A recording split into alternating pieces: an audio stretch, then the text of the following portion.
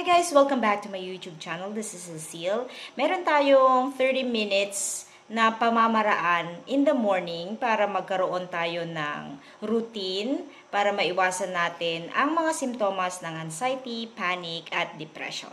So this is 30 minutes na pwede mong gawin paggising mo ng umaga. So unang-una pwede mong gawin yung paggising mo, bumangon ka na agad. Usually kasi sa atin na may mga anxiety, tapos meron kang nararamdaman. Usually tayo, nagche-check tayo, nag-google tayo, nagche-check tayo online, nagfe-Facebook tayo, tapos nag-YouTube tayo, nagche-check tayo ng mga kung ano-anong mga video na hindi naman natin kailangan early in the morning. Usually guys, ang may anxiety kasi, may mataas ang takot, ang fears, mataas yung parang laging takot. So, iwasan natin guys yung, especially sa umaga, yung panonood ng mga nakakatakot na mga ng mga video or yung mga nasa social media na nakakatakot or yung mga kung ano-anong mga sakit na nakikita natin sa social media na yung mga ini-scroll natin, iwasan natin yon sa umaga. So unang-una paggising mo, mas magandang bumangon ka na, wag ka nang mag-check ng phone or wag ka nang mag-scroll kung ano-ano pa sa Google para i-check mo kung ano yung mga simptomas mo. So paggising mo ng umaga, bumangon ka na agad para hindi ka na lalong nag-iisip. And then next is yung uminom ka ng tubig. Usually kasi tayong mga Pilipino, lalo na sa atin, gusto natin pagising natin ng umaga, magkakape na tayo, di ba? Kasi we love coffee. Everybody loves coffee. So, sa mga may anxiety guys, mas maiging iwasan natin yung caffeine. Kasi pag mataas ang impact ng caffeine sa atin, kasi lalo na pag may nervous ka, mayroon kang panic. And then, everyday meron kang mga panic attack.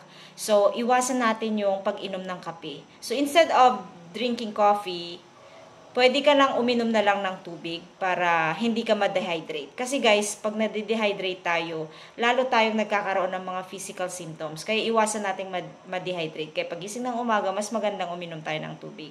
Or yung mga electrolytes, pwede yan pag kaya ng tiyan nyo, or yung mga energy drink, pwede mong gawin yon kung kaya ng tiyan mo, or kung gusto mong uminom ng energy drink, pwede kang uminom yun. Kaya lang, may mga sugar pa rin siya. So, it's better na uminom ka na lang ng tubig.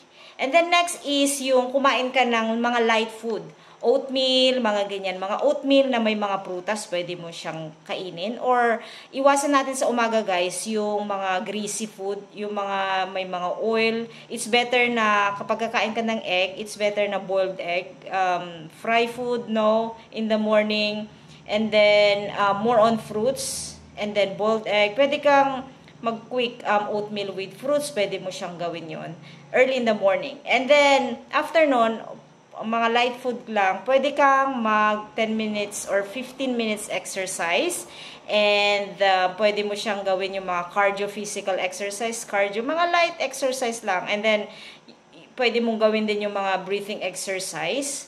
And yung mga cardio na pwede mong gawin, yung mga light lang, hindi mo na siya pwedeng mag-exert ng totally effort na mag-exercise. 10-15 minutes will be okay for you early in the morning para magpawis ka at para medyo ma-energize ka at maiwasan mo yung pag-iisip or lalong maiwasan lalo na yung pag nagpapanik ka, maiwasan mo yan. Kasi the more na pagising mo tapos nakahiga ka lang, nag-iisip ka, lalong aatake sa'yo yung mga panic at saka yung mga physical symptoms. So, exercise is really good, especially in the morning. Light exercise will be good. Actually, naging routine ko na yan, guys. Sa susunod na video ko, i-share ko sa inyo kung paano kong ginagawa yung mga exercise.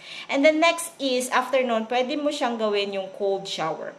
Quick cold shower is okay kasi yung cold water therapy na tinatawag nila, nakakatulong yan sa mga may anxiety, may panic, may mga depression. Para kasi magsa-circulate yung dugo mo. Marirefresh ka yung isip mo, yung katawan mo, at saka yung mag-circulate yung blood mo. So, pag nag-sweat ka, and then after a few minutes, maliligo ka, it feels good compared doon sa nakahiga ka lang, tapos mamaya mag-aalala ka. Diba? So, yun yung mga 30 minutes na 30 minutes routine na pwede mong gawin early in the morning kung ikaw ay nakakaranas ng anxiety, depression, or panic. Ito guys, kasi ang panic, ang anxiety at saka ang depression, mahaba siya. Yung iba guys nakakaranas ng ganito ng mahabang panahon. Minsan meron, mamaya aatake, okay ka, and then next time, ganun na naman. So ito guys, pwede mo siyang maging routine para yung everyday mo, masigla ka, every morning, masigla ka, maiiwasan mo yung fears, yung pag-iisip, yung takot, at saka yung mga physical symptoms na madalas mong maranasan, maiiwasan mo yun ng pakunti-kunti habang ikaw ay nagre-recover sa mga anxiety, sa panic attack, at saka sa depression. Alright guys, this is a quick video para sa inyo and I hope nakapulot kayo ng aral sa aking video and I hope to see you again sa susunod kong video. Thank you and God bless! Bye!